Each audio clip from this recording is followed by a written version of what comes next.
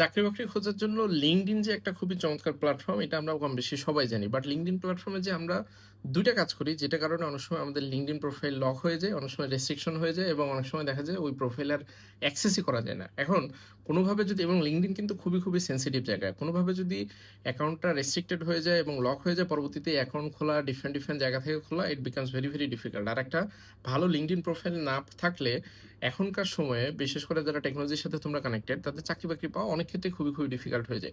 ওই ২ টা জিনিস নিয়ে আজকে একটু কথা বলার চেষ্টা করি। তার আগে একটু বলে রাখি গতকালকের ভিডিওটাতে আমি LinkedIn রিলেটেড আরেকটা হ্যাকের কথা বলছিলাম যে কিভাবে আসলে তুমি LinkedIn টাকে বেস্ট ইউটিলাইজ করতে পারো, তোমার প্রোফাইলটাকে রেডি করবা সেটা একটু দেখে আসতে পারো।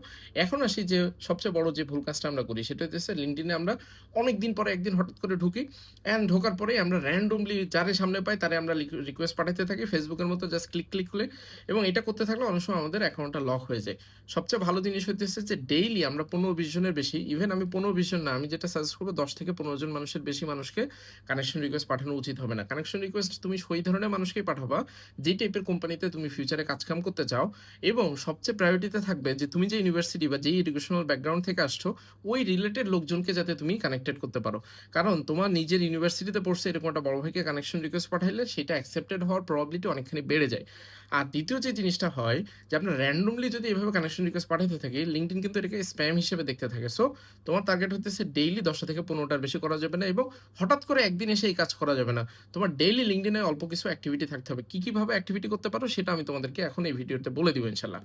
দ্বিতীয় আমরা যে বড় ভুল কাজটা করি অনেক সময় যেটা হয় যে আমরা মানুষজনকে কানেকশন রিকোয়েস্ট পাঠাচ্ছি ওখানে একটা নোট দেওয়া যায় অনেক সময়। কানেকশন রিকোয়েস্ট উইথ নোট নামে একটা অপশন আছে। তোমার যদি ফ্রি অ্যাকাউন্ট থাকে তাহলে তুমি মান্থলি আমি যতটুকু জানি যে ৩ থেকে ৫ জনের মতো মানুষকে নোট পাঠানো যায় বা এটা কমও হইতে পারে কিছুটা।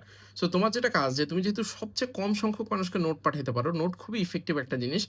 তুমি যে কাজটা করবা, তুমি ডেইলি আগে অবজার্ভ করবা যে কোন মানুষগুলোর সাথে কানেক্টেড হওয়া সবচেয়ে বেশি গুরুত্বপূর্ণ তোমার জন্য। তো তুমি যে কাজটা করবা যে যেই মানুষগুলোকে নোট পাঠাইলে, নোট তুমি কাদেরকে পাঠাইতে পারো? ধরো তোমার ইউনিভার্সিটির সেম ডিপার্টমেন্টের একটা বড় ভাই মাত্র একটা কোম্পানিতে চাকরি পাইছে সফটওয়্যার ইঞ্জিনিয়ার হিসেবে বা হিসেবে।